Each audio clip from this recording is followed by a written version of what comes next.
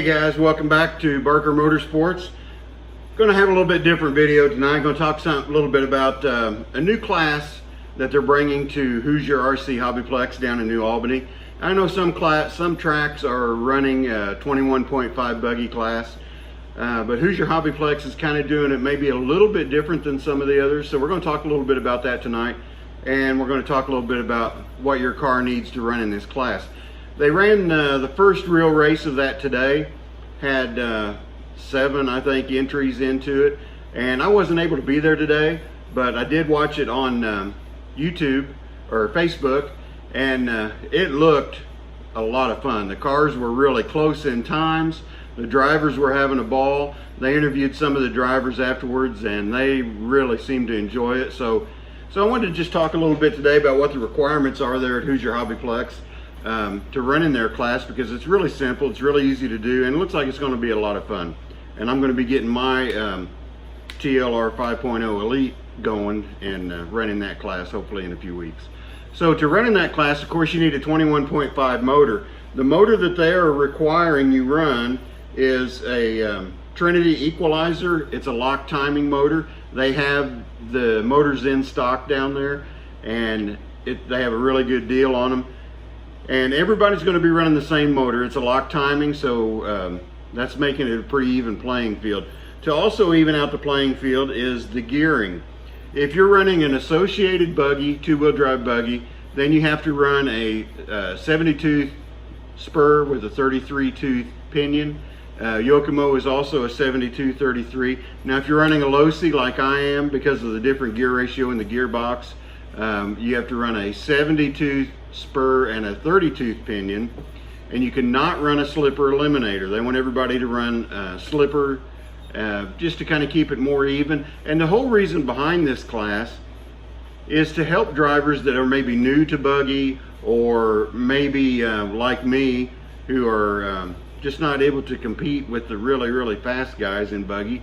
So they're going to have some of those faster guys helping the guys in 21.5, and the whole goal of this class is to move up to 17.5 as you get better, as your car handling, car preparation improves, to be able to move up to 17.5 and be able to compete with some of the faster guys.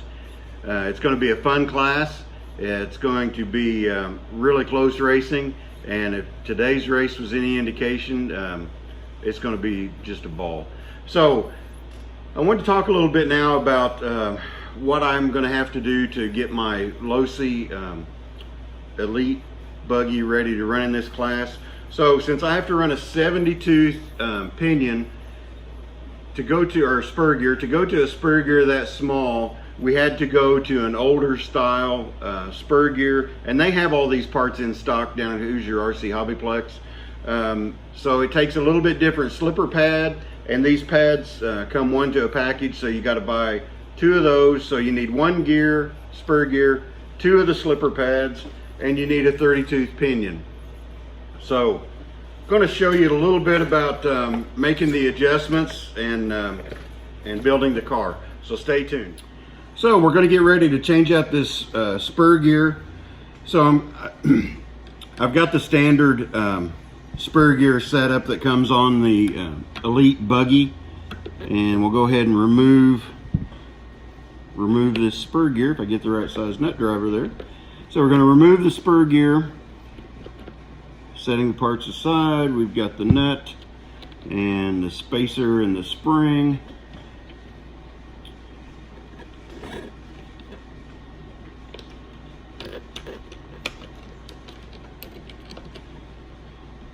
Now to make this a little bit easier, we're going to remove the top mount of this shock absorber and get it moved out of the way. Makes it a little easier on us to get the spur gear on and off. So I'm just going to remove that top and pull that out of the way. Now I'm able to remove the entire spur or slider assembly. So I have my the top plate and the slipper pad, the gear that I was running, and the back slipper pad and plate.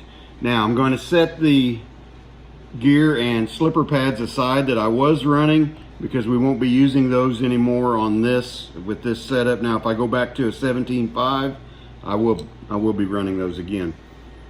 So for this new setup, I'm going to take the new slipper pads and Spur Gear out of the bags.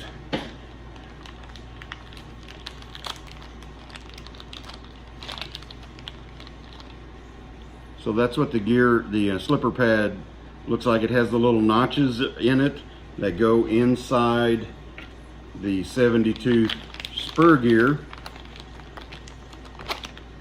You can see the Spur Gear, I believe there, has the little notches, and this pad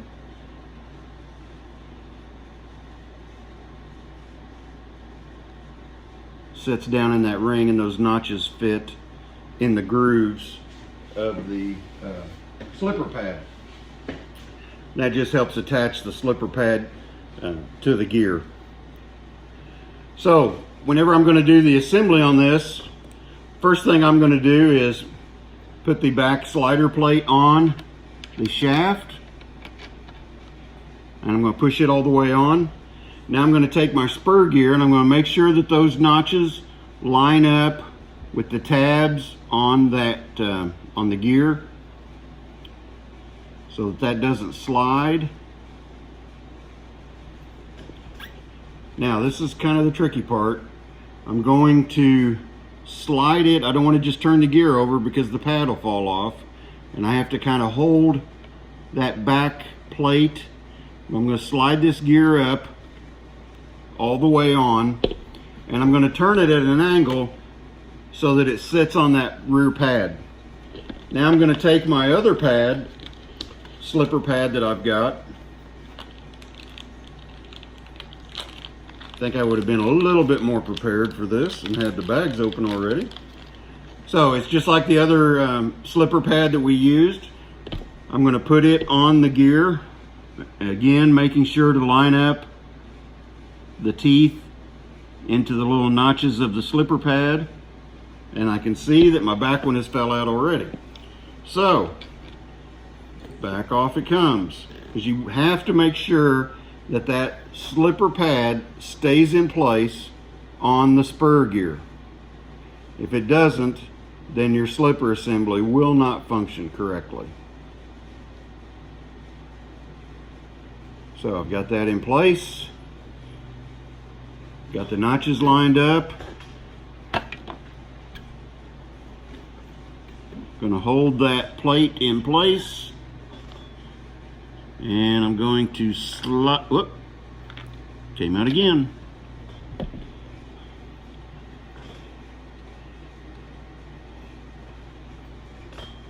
Now let's try it again.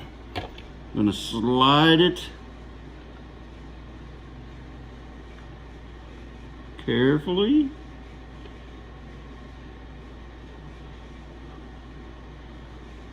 Up onto that plate. Now I'm going to use my finger this time and hold it down tight so that it doesn't slip off. Now if you can see, I'm going to put this pad in so that it lines up with the gears. Move that stand out of the way so that the notches in the pad line up on the Spur Gear. There, now I've got that in place. I'm going to take my top plate, while holding all that together, I'm going to slide this down so that it holds that firm. Now I'm going to keep pressure on that so that none of that falls out again. So I'm keeping pressure on that with these two fingers. I'm going to slide my spring and the plate, washer plate down on the shaft, and then I'm going to put the nut on. Now I'm going to keep my fingers holding this gear and everything together the whole time that I'm screwing this nut down until I can get some good pressure on it to make sure that it's not going to slip anywhere. Now I've got the assembly back together. I'm going to put the shock top of the shock mount back on, put the nut back on it.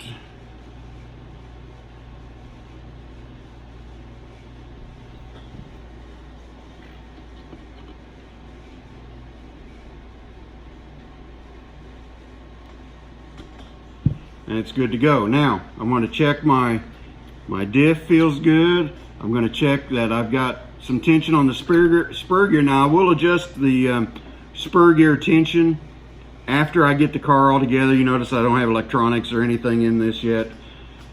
Next I'm going to probably put the motor in, bolt it in, and then put the 30 tooth. Since this is a low-C, it has to have the 30 tooth pinion, so I'm using the Team low-C pinion, and I'm going to put that pinion gear on after I bolt the motor in and adjust my pinion mesh. So it's as easy as that. I know it looked kind of difficult getting that on, but the key is to make sure that the slider pads and the gear, all those notches are all lined up and that everything's in place. Now this motor, being a 21.5, doesn't have a lot of power, and that's one of the big benefits of this class. So you're not going to get a lot of slip out of your slipper pack. Some of the guys have said, well, you've got it tightened down pretty far, and we have to have it tightened down because this is a thinner pack than the normal gear and pads that come with it. But you can run it pretty tight. You can adjust it as you like. Some guys want it may want it loosened up a little bit, but keep in mind this isn't like you're running a modified motor. It's not going to have a lot of torque for your slipper pack, so running your slipper pack tight is not going to be that bad a thing. It's going to be better than running it loose. So there you have it, the new class that they're going to be running down at Hoosier RC Hobbyplex, the 21.5 class. It's going to be a lot of fun. If you haven't picked up your motor yet, stop in there, give them a call. They've got a bunch of them in stock, as well as the gears and slipper pads if you have a low-C. If you have an Associated, you have to go to a 72 tooth gear, give them a call. I know they've got a lot of those in stock as well. So it's going to be fun. It's going to be a great class for you guys that are maybe struggling in buggy like I was, or new to buggy and wanting to get into it. So give it a try. Go online and look at some of their pictures and videos and stuff that they posted on their Hoosier RC Hobbyplex site, and put one of these babies together and come out and race with us. I know you're going to have a lot of fun. If you like this video, be sure to give me a like, thumbs up, leave comments for anything that you see that you like, didn't like, maybe want to change, or any other ideas for any kind of videos like this. And be sure to subscribe so that you make sure that you get notification for all my videos whenever they come out. So till next time, thanks for watching, and hope to see you at the track. Thanks.